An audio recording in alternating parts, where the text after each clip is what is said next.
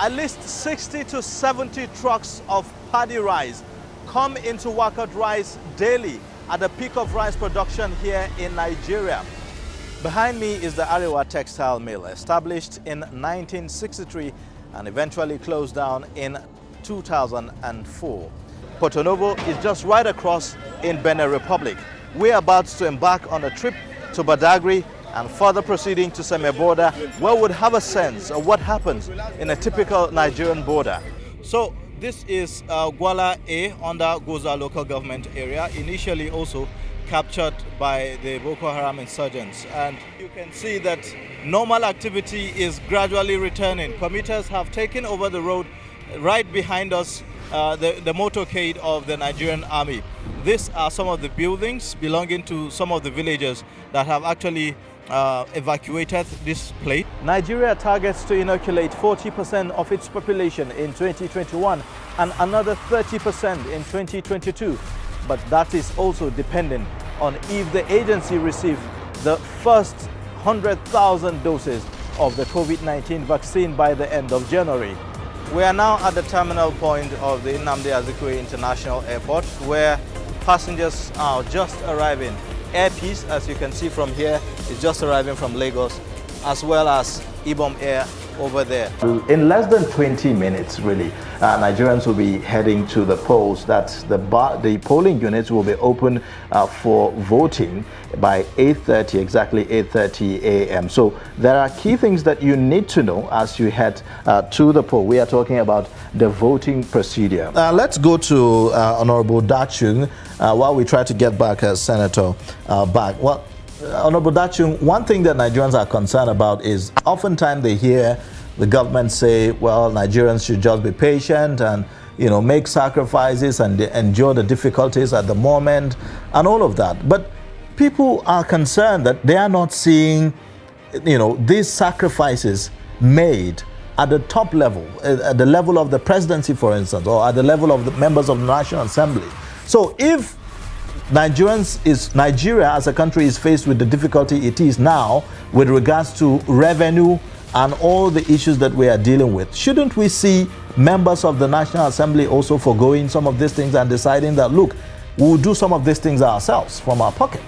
How do you think that the current state of the nation impacts on the patriotism of Nigerians, and commitment to work and to see that this nation moves forward?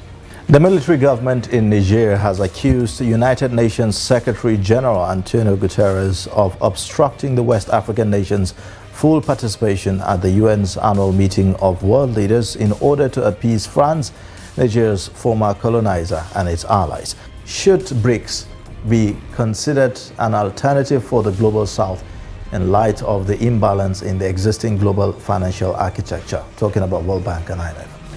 Well, what is good about BRICS in terms of its objectives is to ensure that we create an environment of progressive multilateralism, which is inclusive. And Fabrice, since the news broke out about Gabon, a lot of people have been talking and asking, where is next? And fingers are pointing to your country, Cameroon, and perhaps some other presidents like Equatorial Guinean President Teodoro Obiang, who himself have been in power for a very long time. Talk to us about what Cameroonians are saying since this news broke out. One of the conditions given for that transition to happen into a democratic or civilian government is for the collapse of the RSF into the armed forces. Why is it so important to have that restructure? Well, you see, it is very important if you have to have centralized command.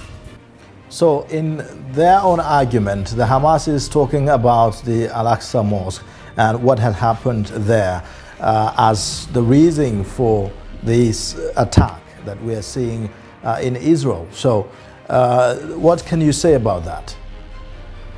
Nothing's happened to the Al-Aqsa Mosque. It's a complete myth. The Al-Aqsa Mosque is there. It's in Jerusalem. Muslims are able to pray freely every single day. Every one of you watch the Israeli violence in Al-Aqsa Mosque, the Israeli desecration of Al-Aqsa Mosque in a daily basis. Al-Aqsa Mosque at 7, it is completely closed before the Muslim till Dhuhr prayer till around 12, and this time is used to be used for the Jewish fanatic to come and to practice some of their religious practice in the Al-Aqsa Mosque. Could you imagine the Jewish is praying in Al-Aqsa Mosque? They officially